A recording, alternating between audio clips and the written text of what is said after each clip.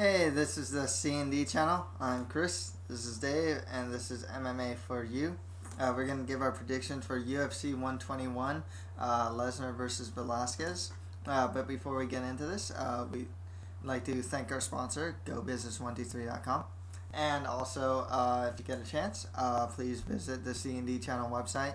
And please subscribe to this C&D channel on YouTube. We want to give you the most MMA content that we can out there, and give you some movie reviews and whatnot. Get to see my dog, Brittany, and we're definitely gonna have a lot of this MMA week by week. Just support us by subscribing to us or visiting our website. And also, if you want to leave any questions or anything or comments, just leave any comments on the bottom or go to the cndchannel@gmail.com. And let's just get started. We're going to start from the bottom of the card and work our way up. So the first fight of the night is John Madsen versus Gilbert Hurricane Ivel. I'm going to go with Madsen to win this one by superior wrestling. I really want Gilbert Ivel to win this, but the guy can't really defend takedowns really well. If you saw his last fight against Ben Rothwell, he can't defend Rothwell's takedowns very well. Madsen's stand-up isn't that good, though, so if Ivel catches him, he might catch him, and he might knock him out. I mean, Ivel is a scary dude. He knocked out a referee, and it was really cool, actually. Yeah, he knocked him out, dude. It was awesome. He gave him like this short hook, and it was just like it's all over for the referee. I really want Ivel to win. I really like him, but like I just don't think he'll win. I think he'll get out wrestled pretty bad here. But I'm gonna root for Ivel. But yeah, Madsen probably by decision through wrestling. The next fight after that is Ultimate Fighter Season 11's Chris Camozzi. He's gonna fight UFC newcomer Dong Yang. He's from Korean top team, actually, and he is a 9-0 prospect, if I'm not mistaken. He hasn't fought top flight competition or anything. He has 8 wins by KO or TKO, and his first professional fight he got a triangle choke. Chris Camozzi is coming off a win over James Hammertree, so I am going with Yang to win this one. Camozzi just comes off like one of those guys where you see a lot of these Ultimate Fighter guys, they win their fight at the Ultimate Fighter finale, and then they like lose their next fight because they're fighting like some other guy from that season on the Ultimate Fighter, but they weren't actually like UFC caliber guys. So Camozzi just kind of comes off like that. Maybe he's not a UFC caliber guy. I don't know. I can't really say I'm really big on him, to be perfectly honest. I don't know if he has a lot of staying power in the UFC, to be perfectly honest. Maybe he does. He might prove me wrong, but I gotta go with Yang to win this one. After that, Mike Joker Gaiman is gonna fight Daniel Roberts.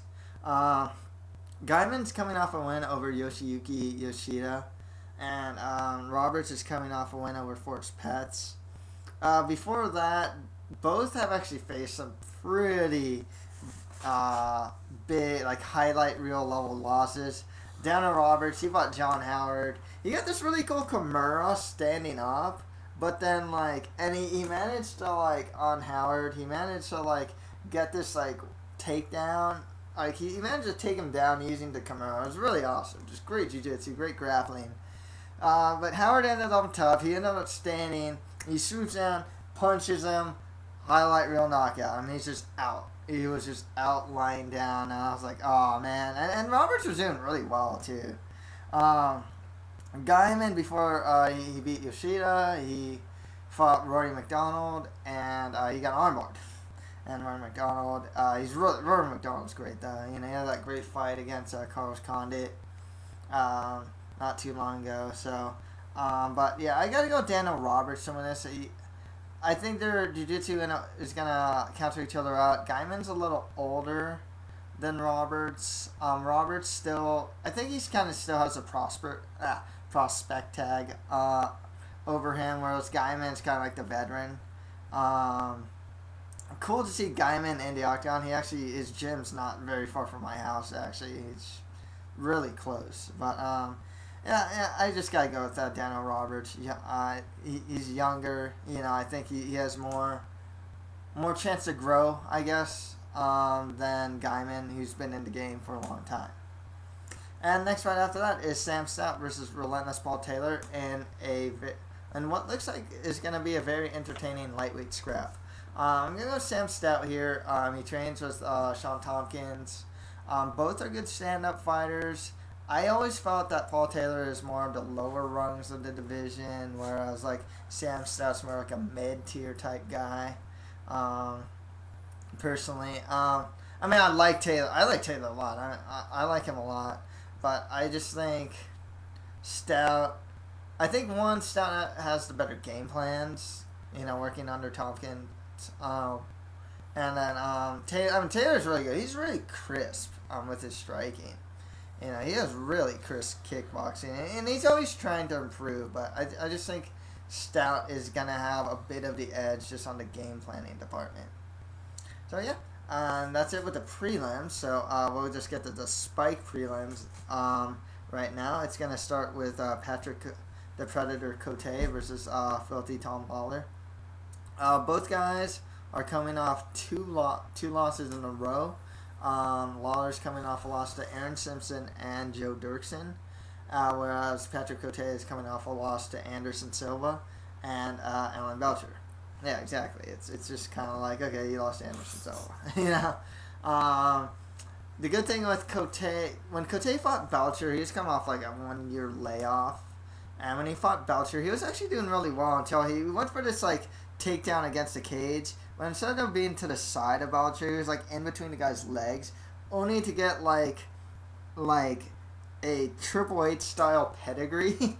Pretty much he like lifted him up and just like gave him like some flapjack pedigree type thing where like it looks like Cote landed like face first to the mat and then he got choked out. Speaking of getting choked out, Tom Lawler also got choked out by Joe Dirksen. Lawler in his last two fights has really shown this thing where he doesn't seem to pace himself very well. He goes kind of crazy in the first round for a good reason. And like the Lawler versus Simpson fight. He was about to drop Aaron Simpson, and maybe win by TKO or KO. But the thing is, he burned himself out. And then all of a sudden he lost the fight, by decision. And the next fight against Dirksen, they're just going back and forth, relentless pace. Both tired himself out. Dirksen has superior BJJ, choked him out. I just think Cote is a more disciplined fighter here. He's fought a lot more of the higher competition out there, and he's fought in the UFC for a long time too. He's got to go with Cote in this one. And the final Spike prelim of the night is Ryan Jensen versus Ultimate Fighter 11 winner Court McGee. Big fan of Court McGee. I think he's gonna take this. Ryan Jensen is like 2-2 in the UFC. He's just coming off a win over Jesse Forrest by guillotine. Before that, man, he got pounded hard by Mark Munoz. I can't see Ryan Jensen doing too much to Court McGee. I think Court McGee's pretty well rounded, but I think and a lot of people still see him as a prospect. My thing is I can only see him as getting as far as like a Kendall Grove, to be very honest, like kind of like a mid tier type guy. I can't really see him breaking the top 10. There's something about him right now. I just can't see it. He can easily prove me wrong. It's just not like I just don't see Court McGee being like that high up there. But once again, he can prove me wrong. I really like Court McGee. Great story. Hard-working guy. Faced a lot of adversity in his life, and I expect him to win this fight too. So yeah, let's go get onto the main card right now. Gabriel Gonzaga is going to fight the hybrid Brendan Schaub. I see you're going to go for Brendan Schaub. I'm going to go for Gabriel Gonzaga. Well, Gonzaga is like one of the most well-rounded heavyweights out there, Good wrestling, good striking, he can knock people out, great jiu-jitsu, he can submit you too.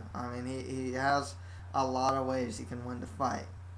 He does have some cardio problems, but you know, heavyweight fight. I don't know if this will even go 3 rounds. Just 1 second.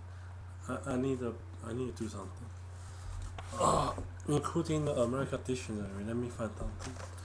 Oh, your guy. You know what he has?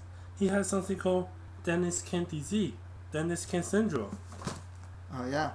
Well, if you guys aren't familiar with Dennis Cain syndrome, it's pretty much the ability of winning a fight and then suddenly losing it in a way that you don't know how the guy can lose the fight. Yes, Gonzaga has faced that in 2 occasions, which kind of proves he's not he can never beat the upper echelon of heavyweight for some weird reason. When he fought Fabricio Verdum, he was winning the stand-up. He was pretty much taking, he pretty much did leg kick takedowns of leg trip, these leg trip takedowns of Verdum and just winning the stand-up against Verdum. And all of a sudden he gets TKO'd. And I'm like, oh man, come on, Gonzaga. He beats guys he's supposed to beat, and his best win ever is over Krokop. The other time it happened, though, with Gonzaga is when he fought Shane Carwin, broke his nose standing up, just hit him twice really hard, put him against a cage, got the single, got top control. Shane Carwin gets up, throws him 1-2, Gonzaga's down. Here's the thing, though. Those guys have kind of proven to be the upper echelon of the division. Verdum obviously beat Fedor. He's beaten Antonio Silva. He's beaten some really good guys. Okay. Shane Carwin, you saw his performance before gassing out against Brock Lesnar. I mean, these guys have proven to be upper echelon guys. I just don't think that Brendan Schaub is at that level. I just don't. I think that Brendan Schaub looks like a guy that Gonzaga should be, because he's not at that level yet. I think going from Christy Scherer to Gabriel Gonzaga is a big jump. Like I told you before, Dennis Cain was my hero, okay? But anybody who has the Dennis Cain syndrome, I will not pick on the predictions. Again, right now we got a kid, Brian Shaw, new prospect. This guy is young, he's hungry, but really, good jiu-jitsu. I know your guy has a better jiu-jitsu, but again, good hands. You have a TKO power. I know your guy has a TKO power, but the thing my guy doesn't have is Dennis Cain syndrome, and your guy has it. So my guy, and who knows when, and when your Dennis Cain syndrome develop, my guy can just TKO your guy. Could happen. I mean, that's unless Gonzaga gets at Shaw first. Doesn't happen right away. It's if Gonzaga gets off, he gets off. You know what I mean? I like Gonzalez, but again, the problem is this guy Gonzalez have Dennis Cain syndrome. That's it. I just gonna throw off the game. You don't know when that syndrome gonna happen, and when that syndrome occurred, he might lose in the weirdest way. Who knows why? Could happen.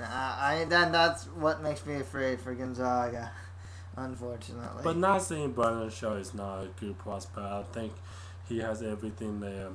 This might be a true test for him. If he can beat Gonzaga's fair and square, then he deserves to go forward. If he can't, then he might need to come back and then, train more. Not a bad thing. Yeah. I definitely think Brendan Schaub is the type of guy who's in the next generation after Cain Velasquez, Brock Lesnar, Shane Carwin, Junior Dos Santos. Once those guys are on the top, I think Brendan Schaub is actually going to be the next guy. Him and maybe some other guys, if Duffy comes back to the UFC, and just some other guys, maybe Travis Brown. Absolutely. To get up there and fight for the title. Okay. So, yeah. And just go to part 2 right after the jump. Thanks.